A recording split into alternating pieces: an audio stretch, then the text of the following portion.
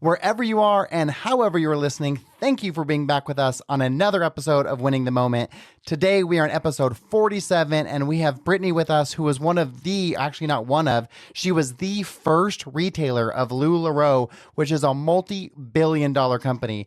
You may have heard about it in documentaries like LuLaRich and Rise and Fall, but we're going to tell the positive story of that today. And what you will find is it's less about what your circumstances are, but how you handle it with your mindset, your energy, and your enthusiasm. It is an unbelievably positive episode. If you want to be uplifted and you want to figure out how you can control your life through your mindset, this is the episode for you. So like and subscribe and make sure you watch till the end. I know you're going to love this episode.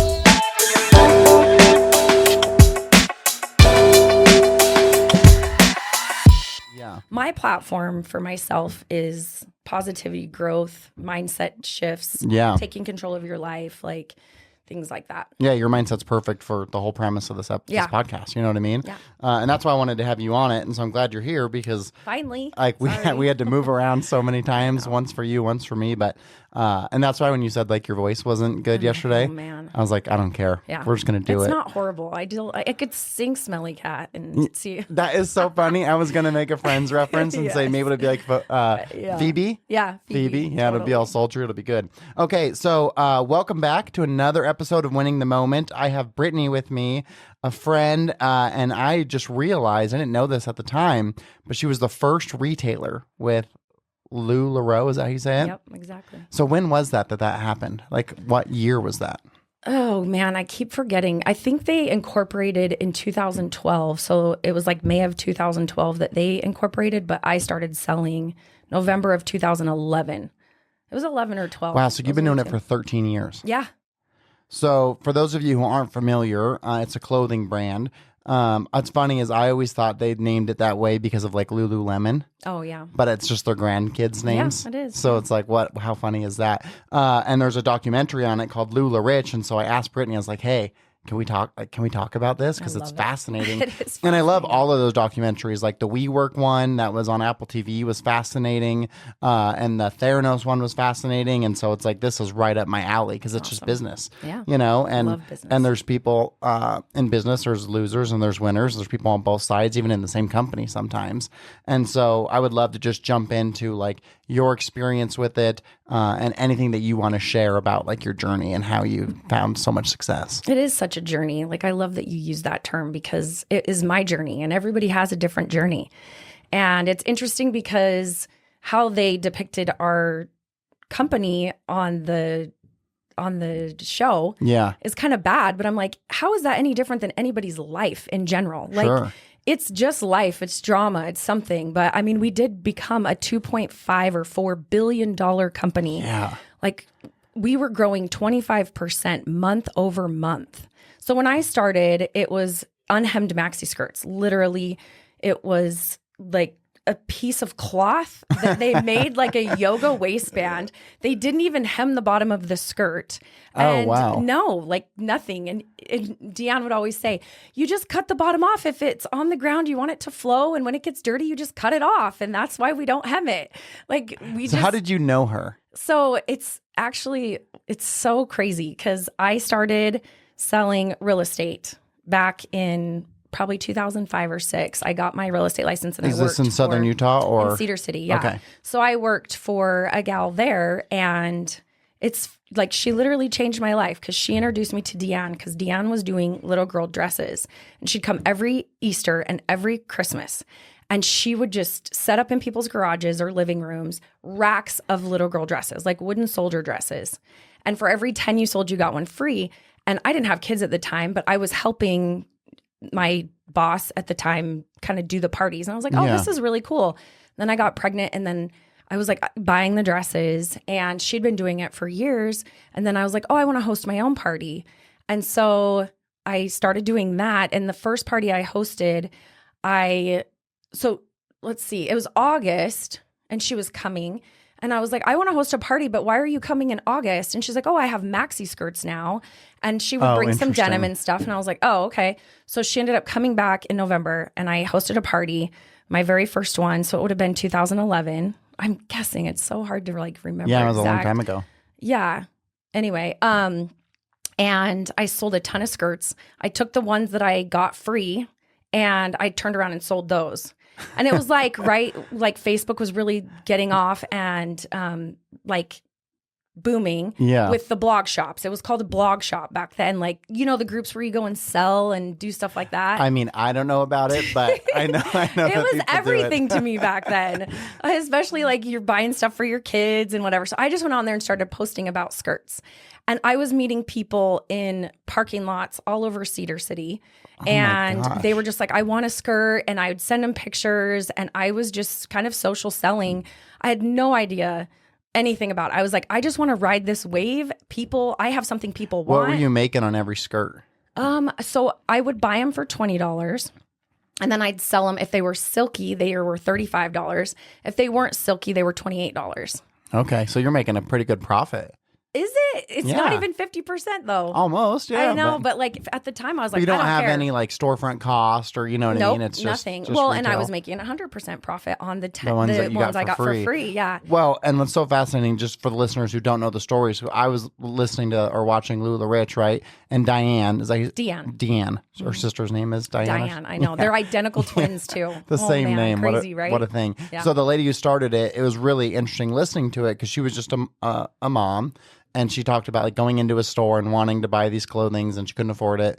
And then found out at a swap meet and was like, I don't know why no one's buying this. And so she was like, I think people want this. So she had the swap meet person come and sold a bunch. And it's like, that's really just the American dream. Yep. And then even getting to you, because you were the first one, it's like they didn't even have that intention of like, oh, let's build this thing. You just kind of... I gave him the idea. Yeah. If it wasn't for you, it wouldn't be a company. Well, I think it would have eventually happened. Think so? Yeah, I think. I mean, she was working her butt off, like just traveling along I-15 doing... She'd do 3 parties a day. I know. I was listening to that. She was like, I would do X amount of parties a week. I would do Arizona, Nevada. And I was like, damn, she was grinding, yeah, you know? And she'd make around $30,000 each time she'd go out. And she had been through so much. She was raising her kids on her own, like doing these parties. It's unbelievable. Her story, like she is someone to absolutely look up to in life as a mother and as a business owner and just her drive and work ethic. For you, I mean, you were the first retailer of a billion-dollar business. I had no idea though. You know what I mean? Yeah. So during November, December, we were hustling, and I still 2011-ish. Yeah, and so I would find people that were in Vegas, and then Mark would bring skirts to Vegas. Is that her husband? Yeah. Okay. And then somebody would meet him, and they just bring me bags of skirts that they would go. Why did people want these skirts so bad? I don't understand. Like, what was it that like? It's like the leggings. Like I didn't understand it either, but it just wasn't in stores, and it was a personable experience buying clothes, which didn't necessarily exist. Interesting. I think. And so when I sold all those and I got my free ones and then I sold those and then I emailed her and texted her in the morning. I was like, hey, if you haven't left town, I want to buy, 30, 40 skirts. I'll just sell those, and then sell the, buy 10, get one free. Can I just do that? That was my first idea. And were you married at this time? Yeah. You were? Okay. Yep, yeah. And what did your husband do at the time? I had one daughter. He worked for the power company. Okay. Yeah, for Rocky Mountain Power. And I was just hustling. So we lived in a house. I had a casita in the back.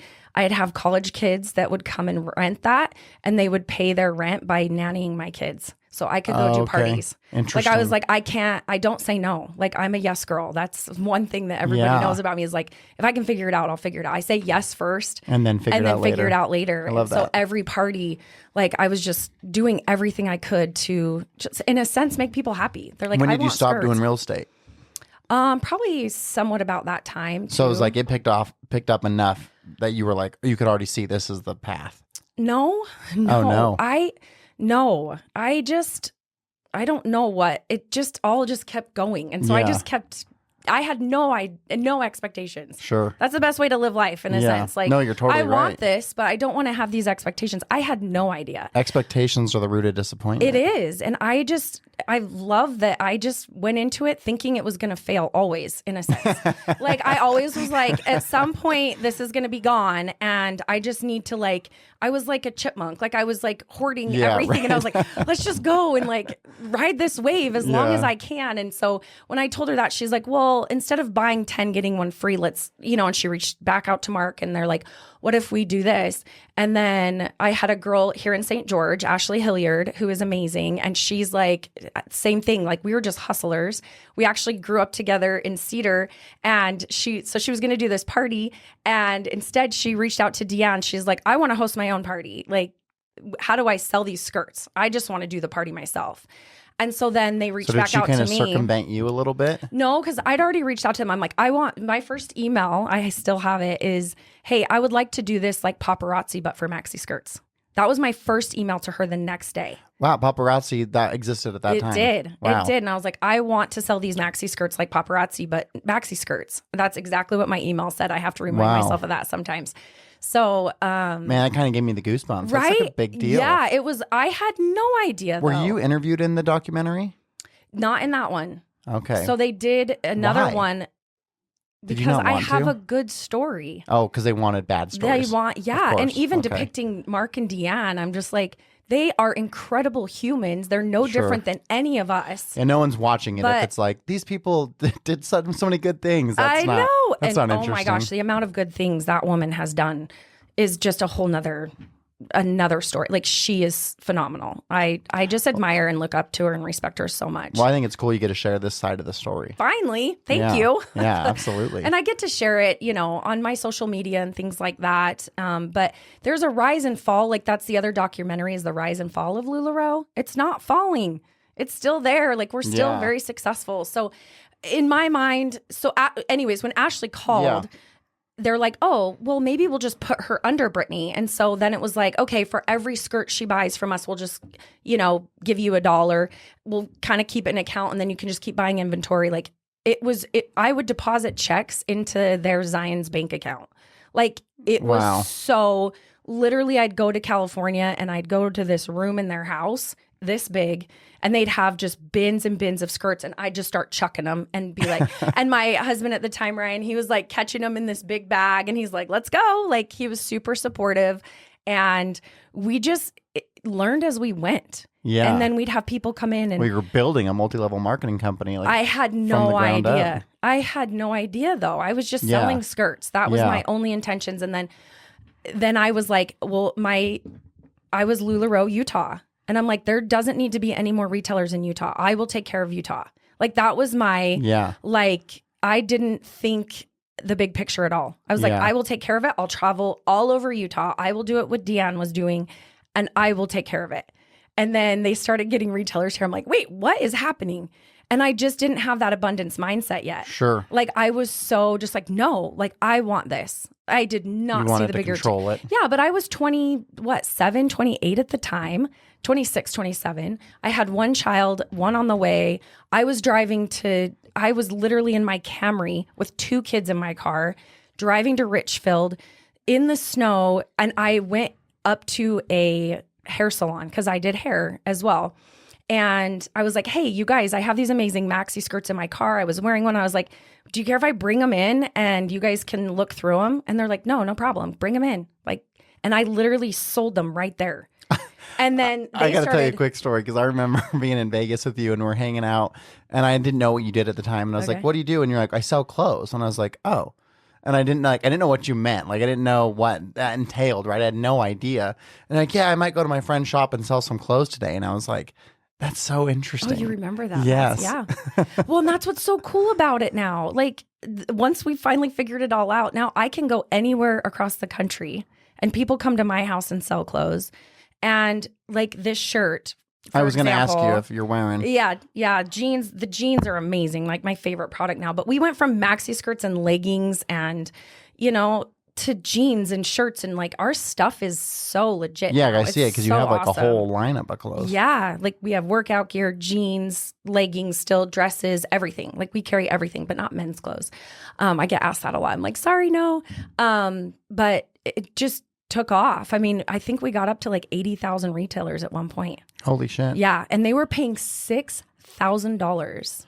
Yeah, there was like 3 or 4 years. I saw that, because the one that I saw was like $5,000 to join. Yeah, but now it's like $500. Yeah, isn't that insane? Like, it just shot up, and I was just like holding on, and I'm like, okay, let's do this. So you take me back to when, so Ashley was doing it and she became under you. Mm-hmm. So then did you get other people under you, like as you guys continued to like Yep. build out the process? And so what did that look like? Like how did it? I have no idea. Like they literally, I think, just Would they had just an give people Excel to you, spreadsheet. basically? Yeah, no, You never. No, never. I never got that.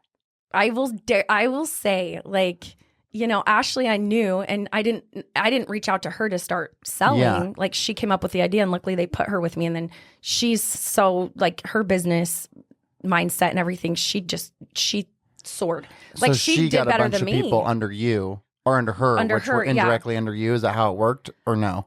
Yeah, indirectly under Yeah. me. So like, yeah, it tears down. Yeah, so you got a little bit of that. Yeah. So Little bit like, of that pie. like my sponsor is LuLaRoe or Deanne, and then there was I think 6 of us on the front line, and then you know as it started growing, one of the Kim Roylance that was on there, you know, she had been part of a direct sales business, so they put a lot with her, and you know just worked. Yeah. I don't know how it all worked exactly, but no, I just built it. And Like at what point did you realize like, oh, I'm a part of a multi-level marketing company? okay, I don't know when, but it was one of our very first conventions in California. And I was flying home and I'm sitting on the tarmac and it hit me. Like I remember sitting there and I literally started crying. And I was like, it like makes me emotional now because it changed my life. Yeah. And like getting that perspective right then and there, I'm pretty sure it was Sadie Thompson. She's just like, Brittany, do you even understand what's about to happen with us? And I was like, no. Like I was just selling skirts. Like I'm just doing Yeah. something I love. And she's like, this is going to change your life for generations. And I was like, oh my gosh. And I What year was that? Do you Ryan. recall? I would say it was 2013, 14. Wow, so quick, like a short period from 14, 15. just selling dresses so to a hard. moment of like, this is going to change our life. Yeah, they kind of pulled some of us, you know, first people in a room, and they're like, this is what we're thinking of doing. And I was like, okay, whatever. Like still, like we call it an orange. Like I'm an orange. Like I'm a party girl. I love parties. I literally, my life is based on bringing people together, hosting parties with my kids, whatever it was. Yeah. Like I didn't even realize this back when I was in college. I actually started a business called The Warehouse, and I would bring bands in, and like I just wanted to bring people together and Yeah. party. And then to find out that it was going to make me the amount of money I was making, like I was making around $100,000+ a month No. Get for out of here. years. No shit. Not even kidding you. That's incredible. Like I think one of my highest checks, I don't even mind talking about it. And it was, I was going to ask. oh yeah, so- it was, the one I remember that really hit me was $148,000 in 1 month. That's fucking amazing. Like how, What like a boss. I'm just like, but I was like so scared. I'm like, when I hit $100,000, I'm going to do this. But I'm not typical. I'm like, no, I'm hiding it over here. And I had my financial advisor at the time. I'm like, take it and run. And I'm like, every month I want you pulling $75,000 a month into this account, and I never want to see it. I don't want to see it. So when you had made that big check, were you still married at the time? Or Yeah. You were? Okay. Yeah, I've only been divorced 4 years. Oh, okay. I Yeah. didn't realize that. Yeah, from like today. No shit. Yeah, it's like my divorce anniversary. Oh my like right here, gosh. whatever it's called. Is So, that like a celebration or is it like a sad thing? it's been it's part of my Journey. journey. Yeah. Yeah. And I credit, I mean, he was so supportive too. Like he's like, if you can figure it out, It figure takes it a out. really good partner to It does. like, be the best version of well, yourself. and then I you was know? doing half Ironmans at the time. I'm literally training for half Ironmans. I'm doing this business. I'm raising my kids. I'm selling real estate on the side a little bit. I think I was an office manager for a new company by then. Then I started working at the bank. You were still doing Like, all of that? Yeah. Wait, why would you work All at of the it. bank if you're making all that money? Well, not then. In the very Okay. beginning. Okay. In Like, the very beginning. Yeah. And then I quit the bank, and then I had my daughter Macy. So she was born in 2011. So it was yeah. it 2000? Because no, she was there. Anyway, it's so hard to remember everything. But I was thinking of going back to the bank, and I was like, I don't think I need to.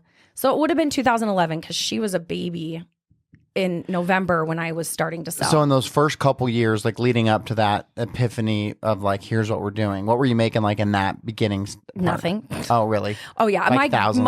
if that. Like I didn't even know. I was just like buying inventory, paying down my like they did consignment kind of. So Okay. they would like give me skirts on consignment in the You didn't beginning. have to pay for them up front. Yeah, it was really awesome. But then I don't think anybody else, because Jamie Bagley was next and she lived in Colorado and Deanne flew up there and she had to buy a certain amount of skirts up front. But like I'm literally That's the when only the process person, started yes. of like, it's $5,000 and you get No, X. back then it was still consignment, like $250 maybe. I don't know how much it was, but you had to buy like 20 to, because you have to have inventory to sell because you're selling in person, and so they were like, the more skirts you have, the more you're going to sell. But I was so nervous. Like I had no idea. Even still, like I just was having so much fun in life and watching women light up like that. Is it all women? Yeah. Oh, no. Retailers? Yeah. Oh, there's plenty of men. Oh, there is? Yeah, definitely. But like, what a dream. Like my kids ask me all the time, what should I do when I grow up? I'm like, man, if you could have my life, you'd be so lucky. Like I literally go to people's houses that are inviting me in and they're excited for me to be there. They're excited to see the clothes. They're inviting their friends. People are trying stuff on. It's such a positive environment. I was loving it. I just loved it. Like the hardest part about all of it was calling people and being like, hey, do you want to do a party? And Deanne would always say it's picking up the 500-pound phone. Like it's nerve-wracking, but it's no different than a waitress coming to you and saying, do you want water? Do you want this? Do you want this? You can say, no, it's not. And so I started just getting used to it. And I just started asking everybody all the time. Like I was talking about it all the time. And then at parties, I would be like, hey, I'm, just FYI, I just made this much money. And it was kind of scary because I'm like with my kids and like most people are paying check or cash. It wasn't like, I think Square was available then, but it was just, it is so fun to reminisce on because it just feels like literally the wave that I was riding. So you, I'd imagine you were like an independent contractor then. So like you had a business that was paid and then you took care of it. I made an LLC probably before LuLaRoe did. Wow. Because I was like, what do I do with this money? And I wanted to be smart about it. Yeah. And I was like, Ryan was working and doing well, and he would have to drive to Milford every day. And, which I was in Enoch, and then he got a job offer, and then I moved to Harriman. We moved to Harriman for his job, and he was starting an apprenticeship with the power company. And he would go to work every day, and they're almost hazing him. And he's like, dude, I get home and I'm just drained. And I'm like, I get home and I'm on fire. Like, I've been in this positive environment. And he's like, this sucks. I don't want to do this anymore. Did he stop eventually and just help you? If you guys were, because at that point, I mean, if you're making... He's like, if you start making $30,000 a month, I'm done. There's literally no reason. And so he took like a 2-week sabbatical kind of. And when he went back in to quit, they actually had everybody leave because they thought that he had lost his mind, literally. And they upped security, and they thought he might come in because nobody leaves the power company. No, I was going to say it's like a power company job. As far as a job goes, one of the best jobs you can get, right? Absolutely. Like people get it, they never leave it, they stay there till they retire. And one guy said to him, they're like, if my wife was even making $8,000 a month, I would never quit. I'm like, yeah, I wouldn't either. They had no idea. Yeah. No idea. But I always lived in like fear though, and I still do. Like, when is it going to end? Is it going to be gone? So I was always nervous. And so a lot of husbands were quitting, and that's kind of why I think we got the bad rap because, then the product wasn't performing for us. Like we were performing, but the product wasn't performing. Is that like when the leggings started looking weird and smelling weird and ripping? Let's talk about that. Oh my. I saw the one where it looked like a penis coming out of like the crotch those area. are fun though, right? Like who doesn't want to take those to a wide depends elephant who your grid? audience is, But that's a thing. Like you can look at anything and laugh about it or be pissed about it. Yeah, there was one. Take your pick.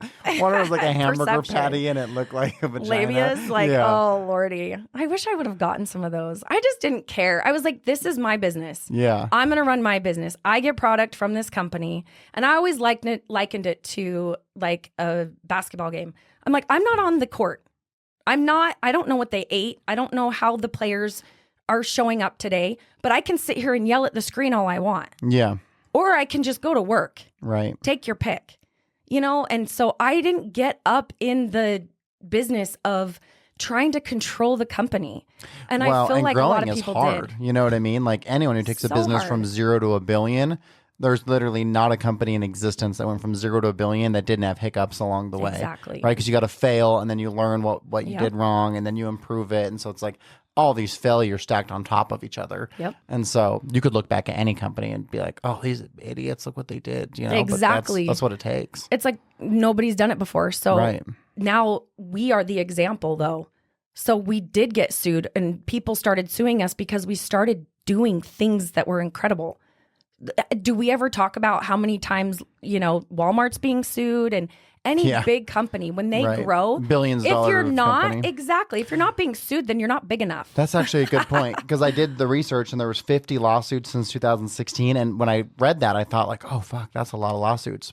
But then when you put it that way, Walmart probably gets sued 50 times a day. Exactly. You know what I mean? Like for $1 billion company, 50 suits is probably pretty small. Exactly. It's all part of growth. Well, and even like, so then the Washington State went after him for what was that? Why did they go after him? Something about sales tax. Again, LuLaRoe is running their sales tax. I'm thing. pretty sure they weren't calculating sales tax. I thought correctly. it was like a defrauding thing. Like they were defrauding people. I don't think that. LuLaRoe is running their business however they want. Yeah, right. I'm getting their inventory. They can run their business and deal with that stuff. Yeah, I mean, I'm Brittany. I'm here to sell clothes. I'm here to create my own business. My own business is my business. Yeah. I don't need, it sucks some of the stuff that they did, but I'm still here. And yes, of course, like being the first retailer, I'm 100%. I will not deny anything that was shared on that documentary. Like, whatever. Everybody has a story. Sure. Everybody. Am I still making money with the company? Yes. Are people still selling $50,000 to $100,000 a month in that business? Yes. And they're bringing home $20,000 working from home. Yeah, it's amazing. So then Periscope came along. That's where we blew up. What's Periscope? So Periscope. Hold on one second. I got to make a point really quick and then tell me what Periscope is. Okay. That's a great perspective, because as you're just talking about it and I'm thinking, it's like if you are a sports retailer and you're selling Nike products, you're not thinking about like, oh, well, child labor is being used to make these Nike shoes. You're just thinking about like, well, I'm buying them and I'm selling them, right? And so your perspective of it doesn't matter what they were getting into, because I didn't work for them. I worked for me. Well, and I'm creating the value. Yeah, right. Like you're anything, the business. I'm the business. And I listen to... What a great perspective. Yeah, money is just what people are willing to value you. Yeah. Like, well, people buy from people they like. They're buying because they like you. Exactly. As much as I wanted to create the experience. Yeah. And whatever LuLaRoe was doing, if people got caught up in that, then that's what they can do. They can get caught up in whatever they want. I'm here. I'm going to run my business. I'm going to be Brittany. Yeah, I love that. LuLaRoe backs me up, and it's a product that I have the privilege to sell. And I felt honored to be there, and I still do. And I can, they had a lot of rules and this and this and this. And I'm like, whatever. I just want to sell Was that hard clothes. for you as they grew? Because like you had so much freedom and autonomy, obviously, as the first. And so as they had to create structure, they had to because of the size and scalability. Was that a challenging thing for you to deal with, as like there were more parameters? My gosh. And you probably don't do well with rules anyways. What's that supposed to mean? I don't care. Like, I'm just going to do it. Like, I'm not hurting anybody. I had my son in 2016. I was flying all over the country with him. So no, like whatever structure, like I just kept growing. I just kept doing my thing. And yeah, there was some times that I was like, okay, placing people here so this person could get to coach or mentor or trainer. Are those like the different levels? Yes. Yeah. So yeah, there's, I had to learn how to, do some of that. And I'm like, I just want to sell clothes and help people like have this life. And I still because when you're impacted the way you were, like when you get a check for $148,000 for 1 month, like all you want to do is like show other people I'm how like, to do it. How can I share this? Yes. Yeah. Like that's who I am. Because for you, like, it was for real. People. Yeah. And you could talk to, Becky Gifford. She does Caravan Comfort here, and she was a retailer, and she goes, Britt, I saw you up on stage one time, and she's like, you changed my perspective so much. And I looked at you and I thought, if she can do this, I can do this. And now they do $1 million a month in sales. Oh my gosh. Yeah. But they started with LuLaRoe. So many people have gone on and done their own boutiques, whatever, and they do sales. And that's amazing. It's and Mark would always say this, and it's such a beautiful thing that he would say that I took to heart. We are a small business incubator. We can get it gives you the passion and the excitement to show you that you can do this. Yeah. That you can run your own boutique. And then people have gone on to create the most incredible businesses. You know, some of my friends just opened up a taquito place in Vegas out in Henderson. You know, roll them up tacos. I'm like, they're so rad. Like, that's awesome. It starts with because they got that entrepreneur bug in them. Yes, and anybody can. It's just timing and when you hear it and how you hear it, and if you're ready for it. Man, isn't life so crazy? Because if your boss wasn't doing those parties, and you didn't even have kids at the time, so like the odds of you crossing paths with Deanne are basically zero because you didn't have a kid, so you wouldn't have ended up there at that time. Well, and then guess what? She even is my ex-husband, his cousin. So when I was working for her, like I can take this way back to be like, it's all by design. Yeah. Like I just have to keep living my life and do things that I love and I'm passionate about, and it is being created for me. Because someone I went to church with back in Cedar City, she is the one that was like, hey, I know that you're getting ready to start doing this real estate thing, but you know, a girl I work with, Jennifer Davis, is hiring, and I think it would be awesome if you were her buyer's agent. And I was like, oh, okay. So we reached out to each other, and like Heather Roundy, like she changed my life like that. And she introduced me to Jennifer Davis, and Jennifer's like, you know, I was single at the time. She's like, hey, do you know Ryan Hunter? And I'm like, no.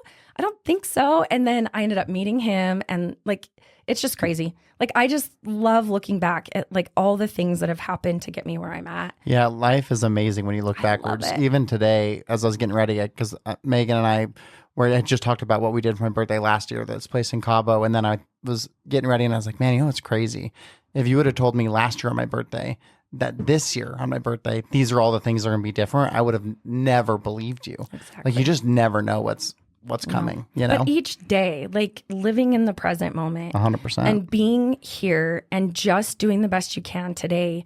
Like I feel like fear is probably one of my hardest things that I am challenged with every day. Yeah, it seems like it. Well, yeah, I'm running my house. Where's that come from?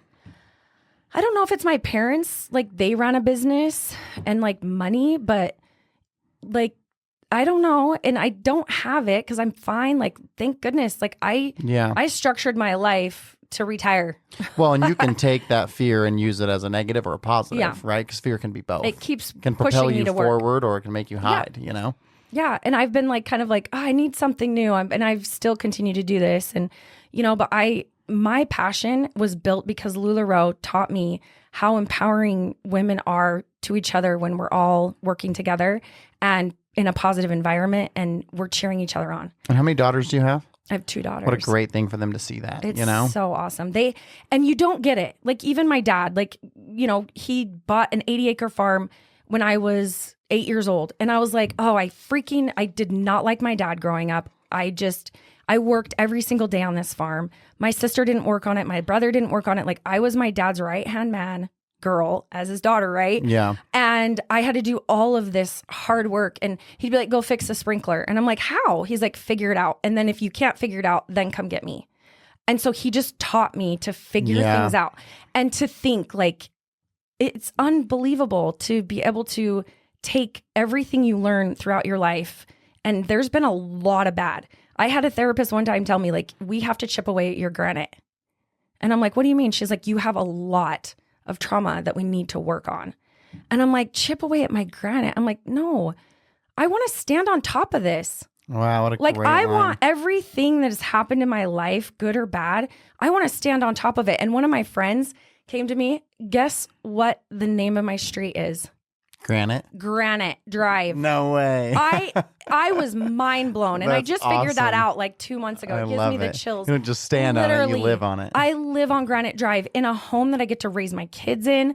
And it is like the most incredible like opportunity. And I worked my ass off for it. Yeah, still are. Oh, still every single day. I decided to start grooming just to I know. You said that when you came in. I was like, what the hell? Like, I'm just going to start grooming. I'm going to start a new business and groom dogs. And I love it.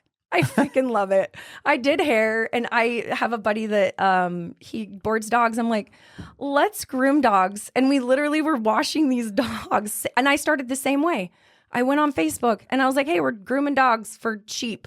If anybody wants to, you know, and you can start with nothing. I know. Well, and the figure it internet out. makes it, and social media especially, right? Like it creates Comparison. this opportunity for growth that's just Yep. unbelievable. Yep. So tell me, what's Periscope? How did that make your business? Oh, take that's off? right. So it was the first social like platform that did lives. Oh. Yeah. So you could go live. And I know so And- little. Like I didn't even know what Periscope I know. is. Social media. I live on it and I kind of have to. Yeah, it's your business. And I share a lot and it's just funny. But so I still have the video of when we popped this balloon because I had 2 daughters and then my son is only 7. So he is the caboose. Yeah. And having the 2 girls, it was a huge deal, like the gender reveal. So we put it on Periscope. And it's just a live feed and people could get on there and watch me pop this balloon from all over the country and support me. Does it stay there after or it's only live? No, I think it stays. Kind of like a I can't story even on remember. Instagram? Yeah, it's like MySpace. Okay. I'm like, I couldn't tell you much about MySpace, even though it did exist. Like I knew but remembering everything, I don't even know if I could access any of the videos, but I think you can. But then Facebook got their live platform. Because of Periscope. Yeah, and it's actually Randy Zuckerberg. We hung out with her in New York, and she told us this Is whole she related story. to Mark Zuckerberg? Yeah, it's okay. his sister. Okay. So we were hanging out with her in New York. We took a trip over there. I was flying private jets, like the stuff I've experienced. Well, yeah. I mean, you're making $150,000 a month. Well, they had the private jet, not me. Definitely Oh. not me. But I got to do the most incredible stuff. because you were like at the oh my top gosh. of the. Yeah, but I only did it a few times. But Deanne took us one time over to New York, and it was just this magical experience. And we met with Randy, and she was telling us, how she went, and they were like in a closet and talking about like looking at Periscope, like, how do we do this? And they just figured out Facebook Live, and it changed the trajectory of our business because I was only doing in-home parties. That's it. Oh, so at that time you hadn't sold online. I just would post pictures on Facebook, but it was not live at all. Oh, wow. But I was just meeting with people and it was only in-home parties. Every 10 you sold, you got one free. And I was going all over Utah and just doing these parties and a little bit in Nevada. And it was just, that's it. And then we'd go to like What Women Want Expos and I'd have a wow. booth. So open up like a whole universe for you. Unbelievably. And the whole country. That's what changed our whole business. Yeah. Because people saw that and they're like, this is what we want to do. I don't love it. I do not love being live on Facebook. It is really difficult for me. So I feel like Why is that? I'm a personable person. I want to be with people. Oh, you don't like the lack of connection. Yeah. Got it. Yeah, it's really like I'll do it and people love it. People watch Facebook Lives. Oh my gosh, they used to open up clamshells and you'd have hundreds of people watching them open up these clamshells to see what pearl was in it. I saw the Oh funniest, my gosh. the funniest clip yesterday. It's like, it shows a dad walking in on his son. He's like, what are you doing? He's like, I'm playing video games. Then it says like 10 years. His dad walks in. He's like, what are you doing? He's like, I'm watching someone play video games. Watching. And then he walks in. He's like, what are you doing? And he's sitting here and there's a guy here and he goes, I'm watching someone watch video games. Oh my gosh. And then he comes in no. again and he's like a robot. He's like, what are you doing? He's like, I'm watching someone watch someone play video games. It's like, That's what's happening. and like my son will watch YouTube Kids and I'm like, what are you doing? He's like watching this kid play with Legos. I was like, why aren't you playing with Legos? Like I can't fathom it, Yeah, it's so hard. I was listening to Jamie Kermalima. She's did It Cosmetics and her story is just phenomenal. And she shares about just the growth of how, just everything starts and is on a screen and then it blows up and then it's just each step that Yeah. it takes. And then she sells her $1 billion company. And then we're just, oh no, what I was going to say about her is she used to watch Oprah. That's what I was going on with that. My mom used to watch Oprah. I remember coming home from school. I want my mom Oprah back. Would be watching Oprah. I want my kids to watch Oprah. I want more Oprah people. Like that's how she built her business, believing in watching somebody interview people. And now Yeah. our kids are stuck watching people play games instead of like being empowered and like watching Oprah. And so like my son's the same way. Like he's just watches and doesn't get that experience to learn from other people. Here's a great story. So Dusty was on my podcast, Yeah. right? Love and her. I'm at a basketball game. My daughter does not want to be there, so I brought my phone. I was like, you can chill out, you can watch YouTube or whatever. And so I looked down, and she is watching one of Dusty's videos with her daughter. I love and I'm like, Liv, and it's not even like it's just a coincidence we're both in St. George. We could have been anywhere and that video would have popped up. Yep. And it was like, wow. And Liv's like, oh, will you tell her, like, I want to be friends with her daughter. She loves makeup. I love makeup. It's like, well, that was 10 years ago. Her daughter's like an adult now, you know, or almost teenager. But it was so fascinating because it's like, whoa, like here you are watching this person who I had on my podcast. Yep. And they're not related. It just organically happened that way, like the power of content. Yep. And algorithms. And yeah. Well, it was funny. Even this morning, I was like thinking, I'm like, I need to go on his Instagram and see the background so I can kind of know what to wear and like get prepared. And literally, I open up Instagram and yours is the very one on the top. Oh, no shit. It has happened to me so many times. Like in your feed or whatever. It's like I think it and it's on my phone. Yeah. I'm like, did they already put that Starlink in my head? I don't even get it. But, you know, my kid's coming home. He's like, I'm going to be a YouTuber and I'm going to make money. I'm like, I guess they're still learning that something. I don't know. Yeah, and I mean, that's what kids want to then. be now is like a YouTuber, you know? No one wanted, well, YouTube didn't exist when I was a kid, but. Exactly. So curious then, like the logistics of that growth. So as Periscope came and then Facebook Live, and so now you can sell anywhere, who handled the logistics of like, if I'm buying a dress from you, or do you then have like a shipping facility in your house where you're boxing things up and shipping it out? Yeah, Ryan took over the shipping. So my husband at the time started doing the shipping and the customer engagement, and then because you must have had to have so much inventory. Yeah, there was quite a bit. And the thing is you only had one. So back then we called them unicorn items. So it was like, if you wanted this white shirt, it was actually really hard to come by because when I place an order, I can go put in, I want 4 Remy. This shirt's called the Remy. I want 4 Remys. What they send me, I have no idea. Oh, like color, whatever? No clue. Oh, no clue pattern, no clue color. That's still that way today? Or it's still that way today. Interesting. Yep. So I would just go in. I would say, I need however many small, medium, large. You know, we go double extra small to triple extra large. You go in and you order, and then you don't know what's coming. So the unboxing, you know, you'll get to experience that in the documentary. But the unboxing was just huge. Oh, and if you hold it watching you like open live, it. And they found a unicorn item. So it was like this item that everybody loved, but you're only spreading it across. Yeah, because they only made like, 100 to 500 in that print. Wow. And then it would be spread across thousands of human retailers. Psychology, Yeah. I remember there was some guy during COVID who all he did was like told people to ship him stuff and he would open it. And he became like famous because people like wanted to see, because then he was getting millions of views. So of course, like that is so you want to cool. ship him something, hoping he opens it, and then he's like, "Oh, look how cool this notepad is! Like, this is from Cody in Utah." And it's like a dirty pair of underwear. And it they're could like, be anything. let's see what happens with this dirty diaper. And so true. And it was like this huge phenomenon. I guess people just love to see people open shit. They just like reactions. Yeah. And it's such an interesting thing, and it just keeps evolving and growing. Our business is a lot different now because if I want this shirt, someone's like, I want that shirt, but in a small, even if I don't have it, I can go to another retailer and get it from them, and they drop ship to my customer. So it's really cool, like the community that we have. Well, and I wondered because I've seen you do some of your stuff, and you'll have like this shirt and these pants, and you'll have like a garment rack with a bunch of clothes on it. It's like, do you have quite a bit of inventory at your house? Yeah. You do? Yeah. I can narrow it down a lot smaller now with the way we kind of can drop ship. I was going to say, I'm surprised the company doesn't just drop ship for you as a whole and doesn't make you have inventory. But then but then you don't have it to sell, and it's supposed to be an in-person experience. What percentage of your business is in person now? None.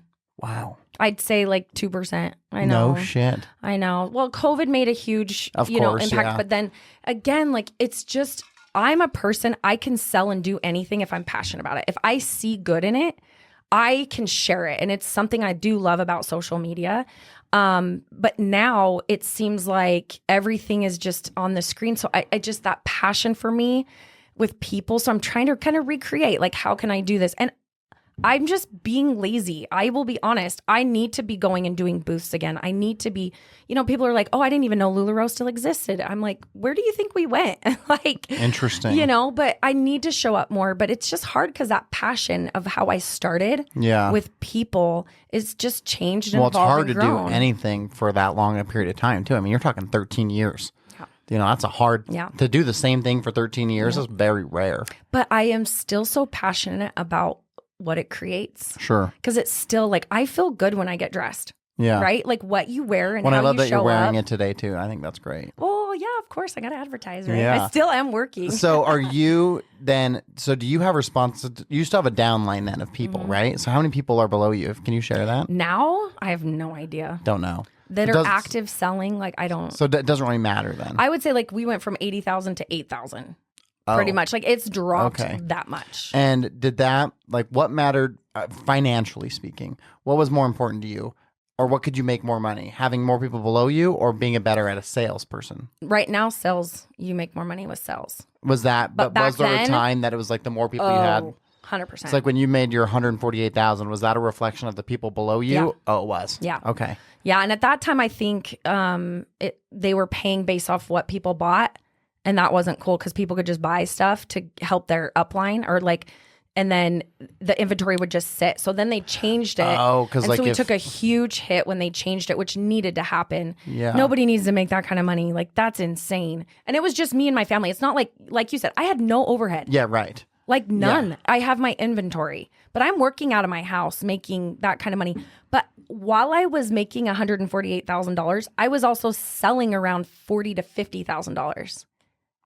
Oh, so you were actually month. making like $200,000. Yeah. Oh. And some people were making like, there was a gal That's that fucking literally awesome. was making $1 million a month. And she's like, and Yeah, LuLaRoe she was on the could documentary. not They keep said, up with her. Yeah, she said, Yeah. so I was like making $1 million. I didn't believe it. It is unbelievable. Like the way you can hustle, it is all up to you. It's not up to LuLaRoe, but LuLaRoe, they're a small business incubator.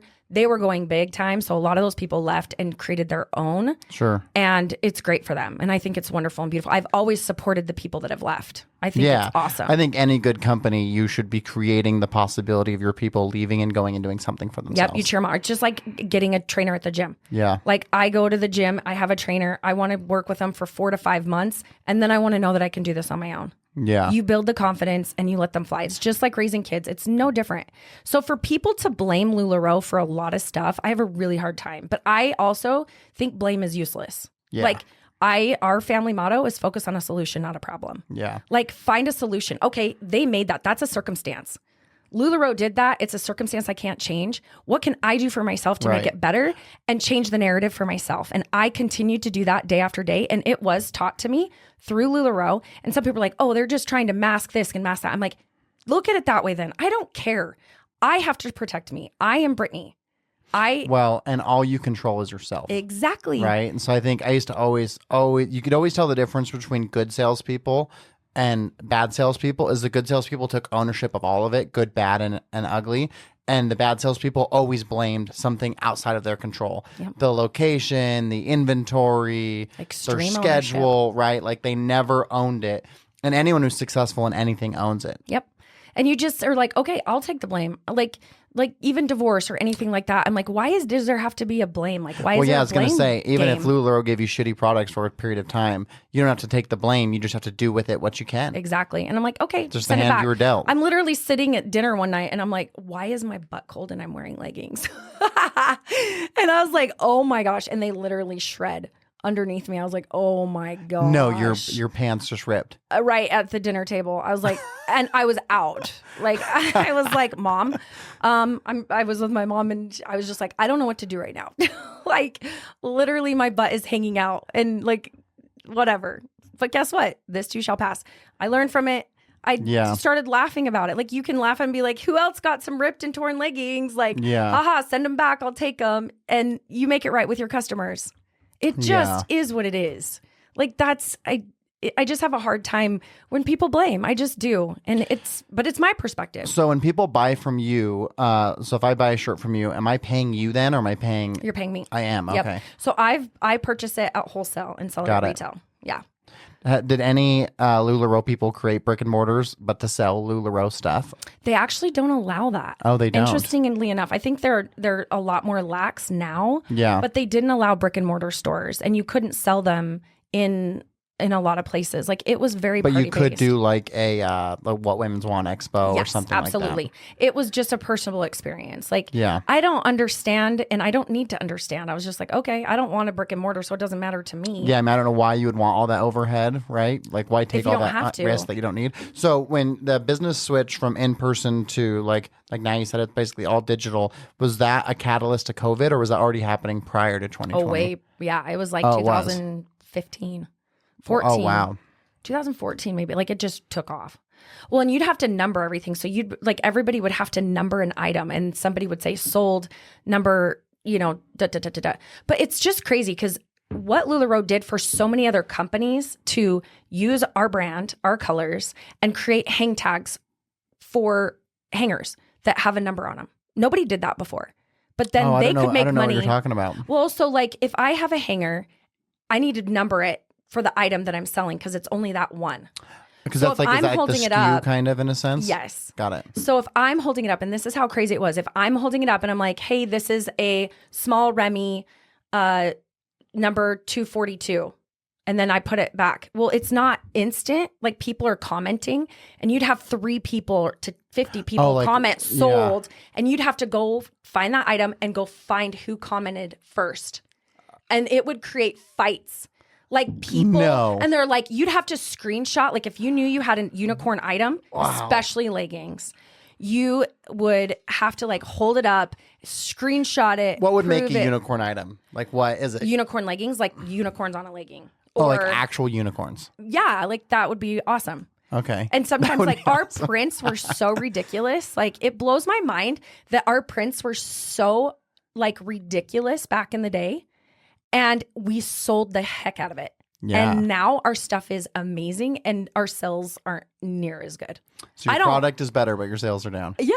Isn't that interesting? Yeah. Like I just am riding the wave. Like it's it just is what how it is. those like fads happen, like Beanie Babies or like any of those things that All of have it. that Tickle Me Elmo. Yeah. Remember that? Like Oh, it's yeah. all the same. People are just interesting.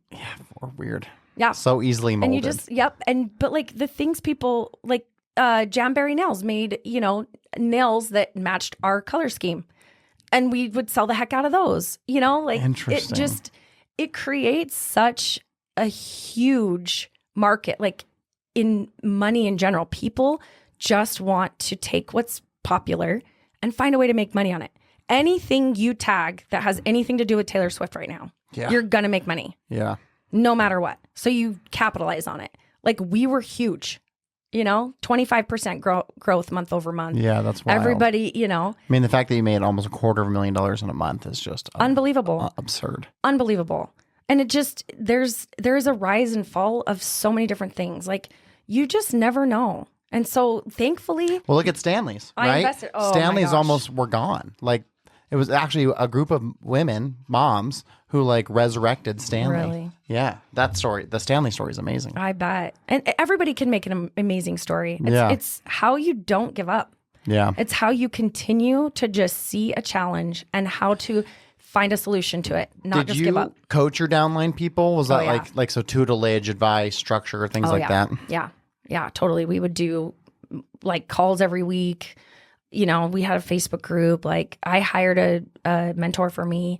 We would do trips. I took them all to Mexico once. Wow. So I kind of became my mini own LuLaRoe. Yeah, right. And I started doing challenges for my team, and I loved it. I love being a leader. I love just being someone that people can go to. Like I just love it. And then that it's just the company has done more of that. My leading, I don't sell as much, so I've lost kind of that passion, or not passion for sales, yes, but even leading, I'm like, I don't know how to lead you guys how to sell more because I'm not selling more. I'm more of like you aren't the top ranked salesperson, so it's harder to be the leader to help I'm them like, sell. hey, I'm still here. I've been through a divorce. I'm raising 3 kids. I've had a baby through this. I've had all these challenges happen to me. I'm still here because of this. If you want me to help you with mindset, and like I love coaching. Yeah. I love doing coaching, and that's kind of where I'm going. That's this Become business is I did women's retreats for a couple years. Oh yeah, I remember you talking about that. I loved it. And then it just, people stopped doing that. So then I'm like, okay, what can I do next? What can I do next? And I'm obsessed with growth. Like I love every morning I'm listening to Ed Milet, Jay Shetty, Lewis Howes. Like I love business. I love being in the mindset all the time. I just have to keep showing up and waiting for opportunities and taking. Have you ever thought about going to Lewis Howe's event, the Summit of Greatness? 100%. Megan in and I went Ohio? last year. Oh, you did? It was the greatest, one of the greatest things I've ever done. Yeah. So he asked a great question, so I'm going to ask you. So he, at that event, said, what 3 pieces of advice would your 85-year-old self give your present self today? Oh, my. It was a great question. And you're asking me that? Mm-hmm. Right now. What would I want? But I'm not 85. I know, but so think about like the knowledge and the wisdom you would have, that 85-year-old self. What would you say to yourself today? And I need 3 things. 3 things. You can take a minute to percolate on it. Yeah, While you do that, like for let me look mine up. Okay. Because like for me, I would think that I like, what would I tell the 20-year-old version of myself now? And I always think one of the best pieces of advice right now is if you're in your 20s, like whatever, work your ass off. Yeah. Like, I'm sorry, but yes, miss the family parties, miss I your was kids' gonna events, ask, miss out on things. How many hours and did build. you work when you were at your peak? Like when you were making the most? It was never not on my mind.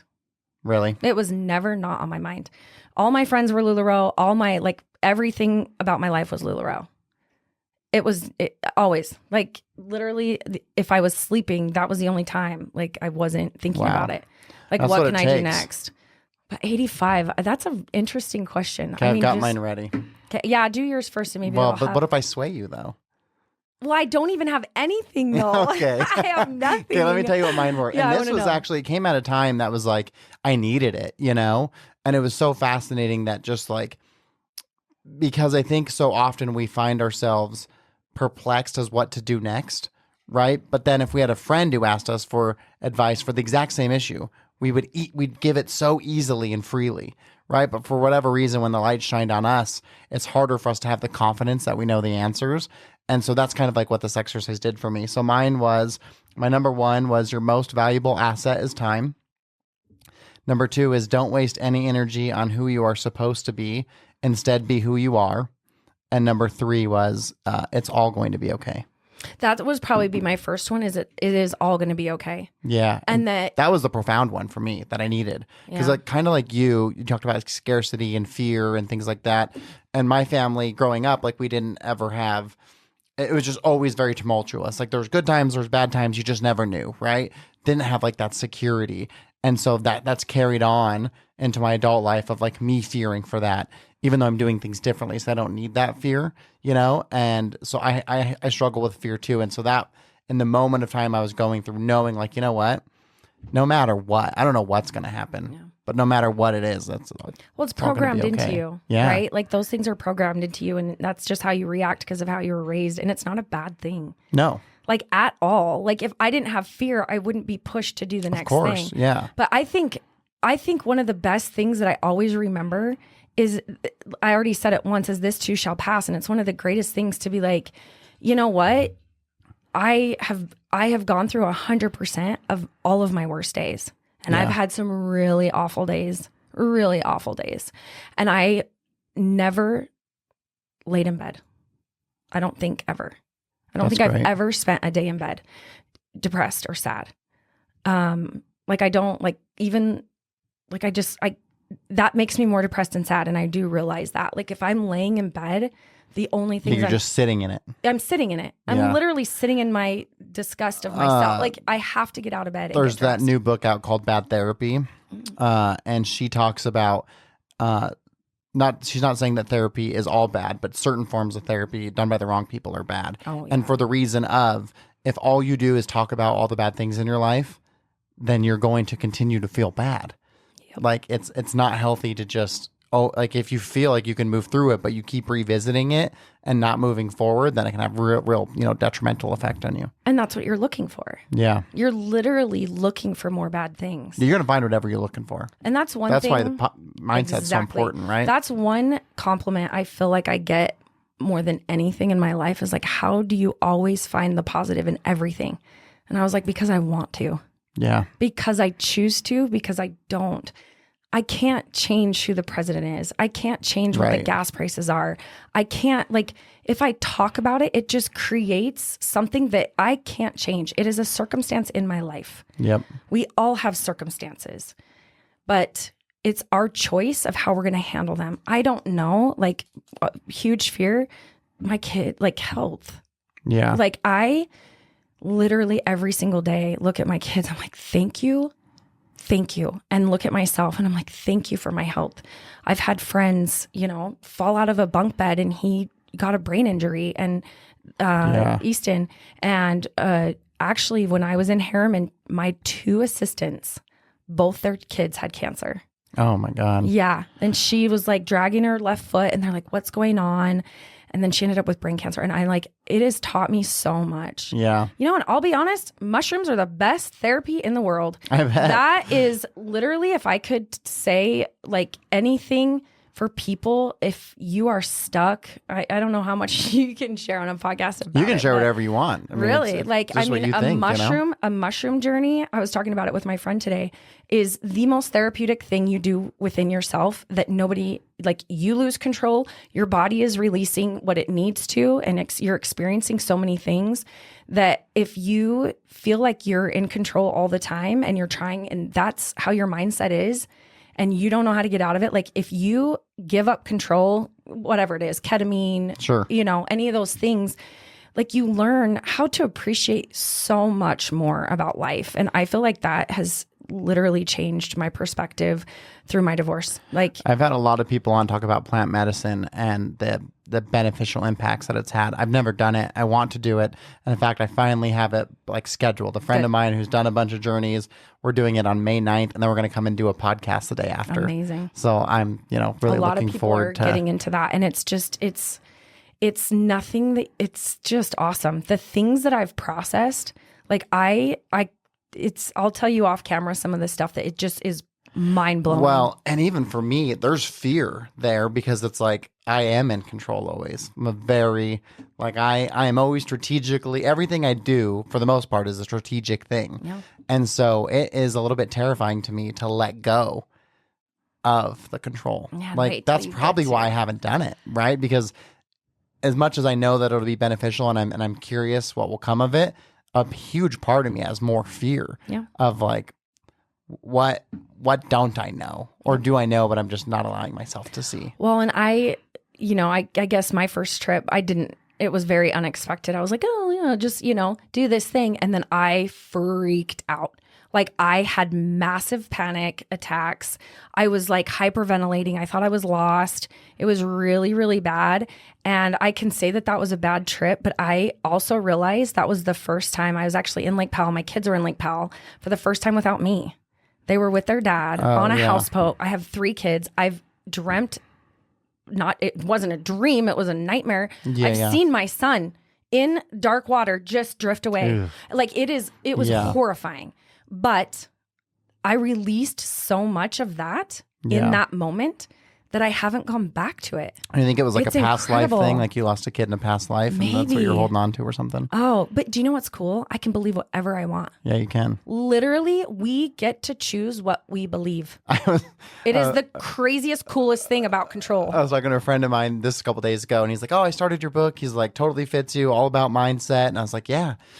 Cash, my son this morning was like, "Dad, my stomach doesn't hurt." And I was like, "Well, change your mind and say it's fine, and you will be." And he laughed. He's like, I don't think it works like that. I was like, "No, it does." Yeah, go it listen really to Joe does. Dispenza. I think all of it is true. It all starts right here. It all does, and it's you know what? This might sound morbid, but it's such a thing for me. The people who crashed into the World Trade Center, they believed they were doing it for a cause and a purpose, that it was right. Yeah, they truly believed what they were doing was right. And when I realized that, I've realized there is no right or wrong. People make up their mind and it's their choice. It's church, it's religion. Like I don't fight with people. Like I've had people tell me things about me that are so untrue. And I'm just like, oh, okay. I'm not going to sit here and try to change your mind about me. I'm going to show up as who I am. I'm going to be who I am. And if we don't align, and if somebody's like, oh, did you hear this about Brittany? That's great. Like, you know me. Yeah. And so if you want to take that. Well, and more importantly, you know yourself. And that's why you can be that way, It right? is. And I just will not. If you didn't have that faith in yourself, those outside comments would shatter you. Yep. Because you are relying on other people to build your belief. So that's probably an 85, what I would tell myself now, because I'm going through huge shifts and friend changes and things like, any relationship that you have with anybody, it changes. Like, you know, when I was doing LuLaRoe, I was friends with all the LuLaRoe people. Yeah. When I got divorced, I was like, I don't have any friends. Like all my friends are married. What am I going to do? Yeah. And then I started hanging out with all the single people. And then then the person I was with, I was hanging out with those people, and it just changes and shifts. And now I'm going through another huge shift, and people are telling me these things about myself. And I'm like, if that's what you want to believe, go for it. I know who I am. Yeah. I'm here to raise my kids. I'm here to show up as my authentic self. I hope you can too. And whatever you want to believe is on you. And if I'm not meant for you, that's okay. It makes me sad because I'm a people person. I don't like to put people down, but like it's the same as LuLaRoe.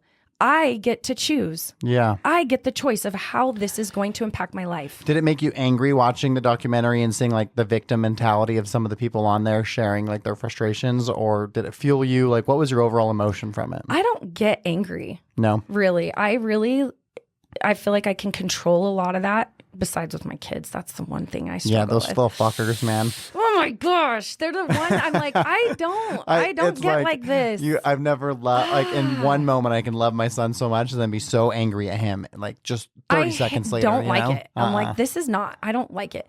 But no, I just appreciated every story because I didn't know until they shared what they were experiencing and going through. Because everyone's experience is different. I felt sad for them. Yeah. And if anything, I had empathy for them. And I was like, man, I had such a great experience. I'm sad that you didn't get to have that as well. And the thing is, to your point, that's true everywhere. There's people who've worked at any company in the world who have had unbelievable, like they would say, this is the best company ever.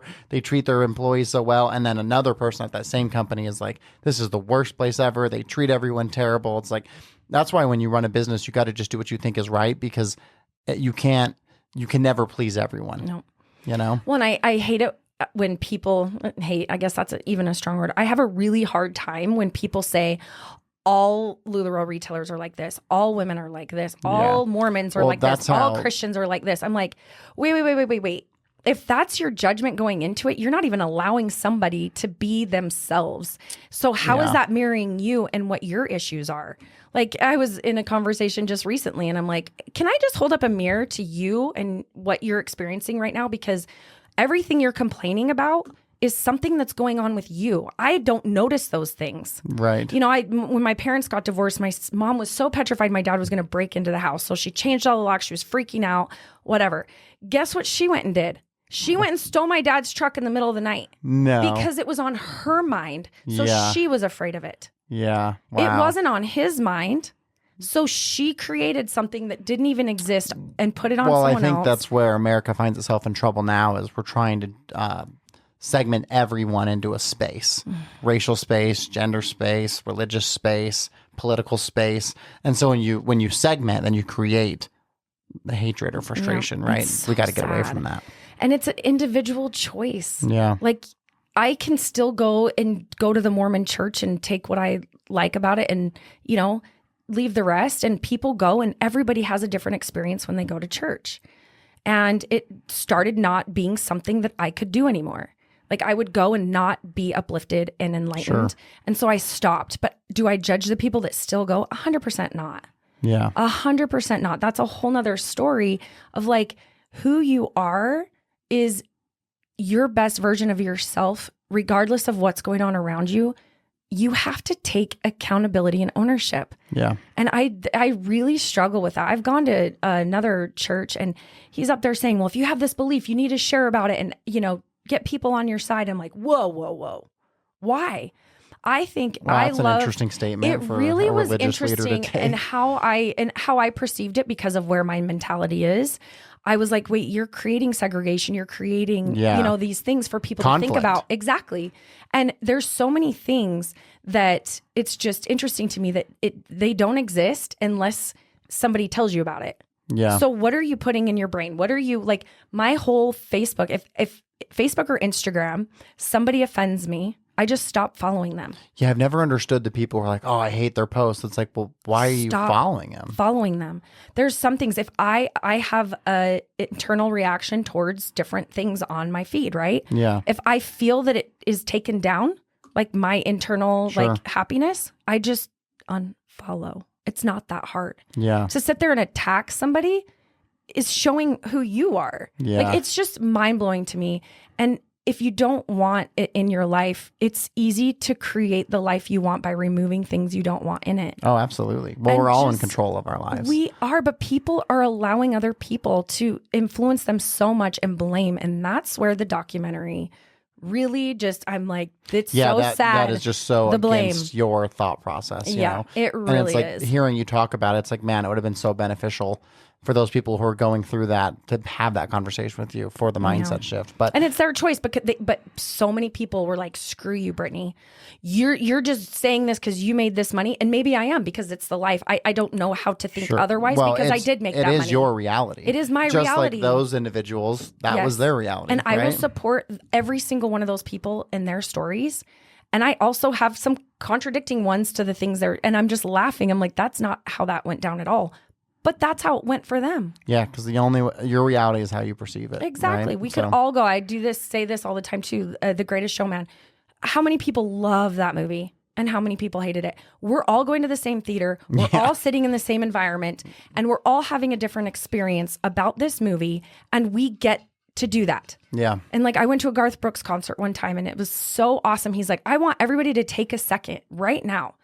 And even on this podcast, everybody that's watching it all over the world, take a second right now and realize we're all here because we want to be, right? Yeah. And we're here because this is uplifting to us. His music was uplifting to everyone in that stadium. Yeah, the vibrational energy of everyone. It did not lifted. matter who voted for who was sick, nothing mattered but them enjoying that moment of enjoying music. Nothing about, like, people weren't thinking about their hair and makeup and bodies. They're that's just why there being to present is enjoy. so important, right? Because the only thing that matters, the only thing that's real is right now. So all the other things that's bothering you are either behind you or in front of you. Yep. And if it's bothering you right now presently, then just remove yourself. Yep. That's what you can do. And that's easy enough. And that's what's cool is everybody watching and being part of this podcast, it's a culture. Yeah. You are creating and making movements on a culture of positivity and growth. And that's what's awesome. No matter who. Sure. Thank you for that. I don't know who you voted for. It doesn't matter. I've never voted. There you go. See, and that's amazing too. I can't. I won't even go into politics because there's nothing I can do about it. So I just live my life. But what we're doing is something that I feel you and I are very passionate about. For sure. Absolutely. And it's the people you've had on your podcast are amazing. And I love the women too, that you bring in men and women. Yeah, it was because important. So many of us have and I like going back and looking at, the people you've interviewed. I'm like, how am I even why would he even have me on this podcast? But you have a reason and I'm going to show up for that. And people watching this are watching it because they want to be inspired, and you're creating that culture. You're creating that for yourself, and people want to be around you because of it.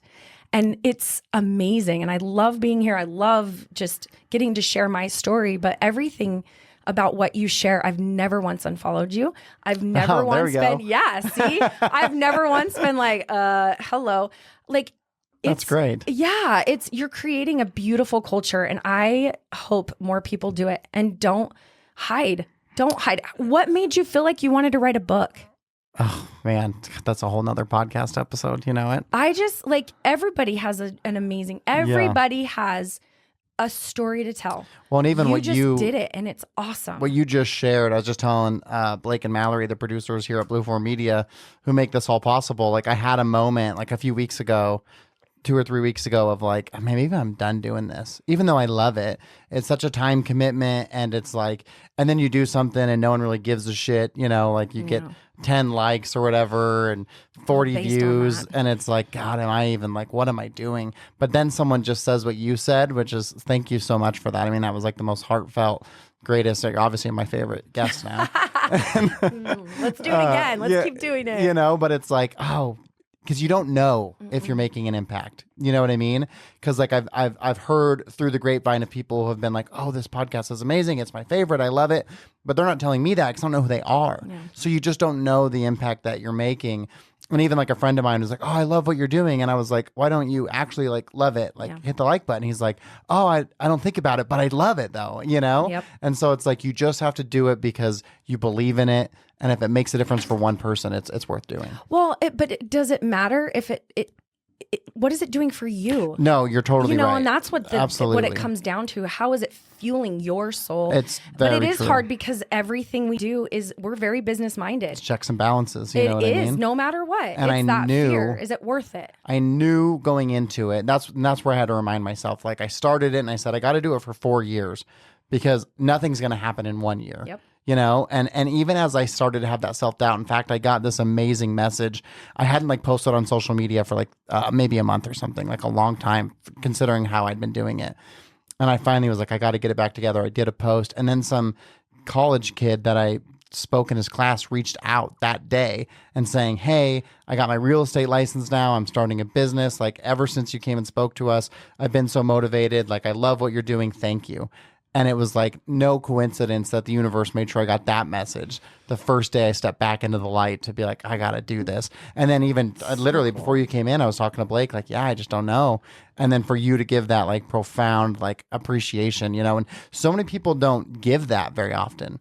Not many people are willing to express gratitude to others in the way that we should. And even though we want to receive it. Yeah, that's what's so interesting about it. In fact, I'll give a good friend of mine, Mike Gutierrez, a shout out. He was a coworker of mine in Arizona and we were best friends. And he said, this is a message he sent to me the morning of my TED Talk. And he said, I'm incredibly proud to call you a friend, Cody. I'd be lying if I said I'm surprised you're doing a TED Talk, but I'm not. You've always been destined for greatness. I wasted time competing with you at Wireless Advocates when I should have been collaborating more. Love you, brother. Kill it today. Can't wait to watch it. Wow. And that was such like like he removed ego from the thing. He had nothing to gain from it. If he's done mushrooms. I know, I have to ask him, you know, and it was just like, that meant so much to me because most people aren't willing because in a sense we are in this arena of competition. Right. And so it's like, if you were really truthfully like adversaries of each other, you wouldn't want to compliment your adversary, but we're not adversaries. We're all here to lift each other up. And so for him to be willing to send that message and for the words that you just said, it's like, it's that fuel to the fire to know like there's something worth doing here. Yeah. And it's, you know, I was driving down the road with my kids the other day and there was trash in the road and I'm like, oh, and so I was like, hurry, and I stop and I'm like, sis, open your door and get it. And she would not get the trash. She's like, ew, it's Chick-fil-A. I'm not touching that. And I was like, get the trash. Yeah. Get the trash. She literally wouldn't get it. So I drove home and I was so mad at my daughter, like livid pissed. And I'm like, do you understand that when you pick up that trash, it's showing the universe you want it? What you put out comes back. Absolutely. She's like, well, you should never do it expecting to get anything in return. I'm like, I can get where you're coming from with that.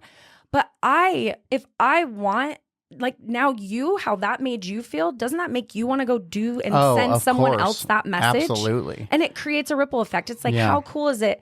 How many restaurants somebody says, you know, I'm paying for this bill and they put, you know, people are doing it. Oh yeah, and like pay it forward and then everyone does it. Or like, hey, I'm going to pay for the car behind me. And then it creates this ripple effect. People are doing that more and more.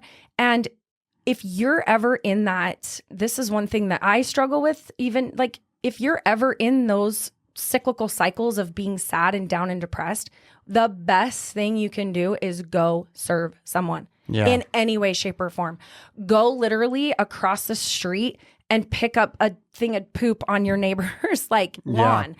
That just putting that out there manifests exactly what you want to get back, and your mindset is shifted instantly. It's so true. I mean, anyone that, you know, has any level of success, however you want to measure that, all the high performers are always doing things for others. Yep. That's universally true of everyone of every culture. Yeah. And you want to see other people. And mind you, I was not like that in the beginning. Oh, I'm so sorry. Oh, no, it's okay. That was probably a good reminder because you got another appointment. No, it's my son's school and they're not even in school today. Oh, so yeah, that's right. It's, but it is something that it creates ripple effects to where everything you put out comes back. Yeah. So just like we've talked about it several times. And that's why I feel like I try to stay positive because even if it is happening, it's not happening to me, it's happening for me. Yeah. 100%. I have to understand everything. And I'm just like, oh man, there's so much that has been happening for me lately. I'm trying to really, I'm like, I am literally providing 100% for myself right now. Like, and because my ex is going through something that is really hard, and all I want to do is see him be successful, like no matter what, because he is how my kids are going to be. Yeah. And so even like we've had such hard times, but you have to cheer people on so more people I want my kids to be like me. Yeah. I was having a conversation with a friend the other day, and I'm like, it's so sad. I've lost a lot of friends just in this last few months. Like, what's going on? And then I realized that I manifested that I wanted this year to be about intimacy for me. That's my word for this year, because I want to get to know people one-on-one. Yeah. I am such a partier. I go to parties. I'm around people all the time. And that's not partying and drinking. When I say parties, it's people social coming settings, together. yeah. It's very social for me. And I'm like, I want to take a break from that. I just don't. And so a lot of that group that I was with, that we were doing and we were together all the time, I'm not like, they've just quit talking to me. And I've been really kind of sad about it. And I'm like, wait a minute. No, this is by design. Yeah. It's exactly how it's supposed to be, even if it makes me sad. But the amount of people I'm getting to have intimate conversations and get to know them on a personal level has been so rewarding, and it's exactly how it's supposed to be. Well, I think that's what's so powerful about podcasts, because you and I have spent way more than an hour and a half together over the course of knowing each other. But I learned more about you in this hour and a half than all of those other ones combined, right? Yep. And there's such a powerful connection when you sit across from someone without distractions, without looking at your phones, without an agenda. So good. Because like I knew we were going to talk about LuLaRoe, but I didn't know what exactly or what your story was going to be. And it was funny because it was like, oh, I have my friend Brittany. And then I was like, gosh, can I even call her my friend? Because I don't know much about her. Interesting. Right? But I consider you a friend. But then it's like, I don't even know what she's going to talk about because I don't know her background. So it's like, I know I got to do a better job of making real connections because... Well, just asking better questions. Yeah. And it's not even better. It's just like, oh, I just became aware of asking this. questions, period, versus just like being in the same place. Exactly. And that's why it's I enjoy dating. Yeah. I get to have these one-on-one conversations and date and get to know people, a lot. And it's been really fun for me. And that was another thing. Sometimes I'm like so sad and lonely. Like I want a relationship. And I'm like, wait, no, I manifested this year to not be in a relationship. I literally said, like, I'm taking this year, but you still are going to have those times where it comes back, but you never know. Like, why did I just say that to you when you were having that conversation with them before this podcast? Right. I am here and I said that because you're supposed to do this. Right. But did I know it was going to impact you that way? Absolutely not. Of course. And it's just all by design. Like we all get to experience life the same way. Yeah, life's a beautiful thing. It is. So I got to ask you one question before I let you leave, but how do you define success? Freedom. That's the answer. That is, and to me, I have it. Like I am so... And you get that in such a big way because you've had freedom for 13 years. Even though you've worked and you've worked hard and you've worked a lot, it was at your decision. Yeah. You know what I mean? Yep. And it's what is freedom. And I loved listening to you talk about when success to me is different than it is to you. For me, success is the fact that I can have lunch outside by my pool every day. Like I feel like so honored every single day and grateful. But if I wanted to be out surfing, if I wanted to be out, then I could do that and that would be success. Right. But I don't need to be doing podcasts. That's not success for me. Yeah. It's not freedom for me. Yeah. But it is for you. Right. And it is so awesome to have whatever that freedom is. And I keep chasing the dollar. We all do. And I'm like, as soon as my kids are raised, I cannot wait. Then the vision of success for me is going to be, and I hope this happens because I have 3 kids, 3 months with my older daughter, wherever she is, 3 months with my middle daughter, wherever she is, and 3 months with my son, wherever he is, and 3 months in a new country experiencing life. I love that. I want to be able to integrate myself into culture and know what it's like. And I want to have experiences. And that is exactly how it's freedom. And I get to view my life like that and I will make it happen. Yeah, I know Like that you will. I do. Yeah. Yeah, there's no doubt about it. No, I'm like, I've been telling myself for 10 years, I'm doing a full Ironman. I've done 6 half Ironmans. I've never done a full. And I'm like, when I'm 40, I'm defying the odds because everyone's like, oh, at 40, this happens, this happens. I'm like, nope.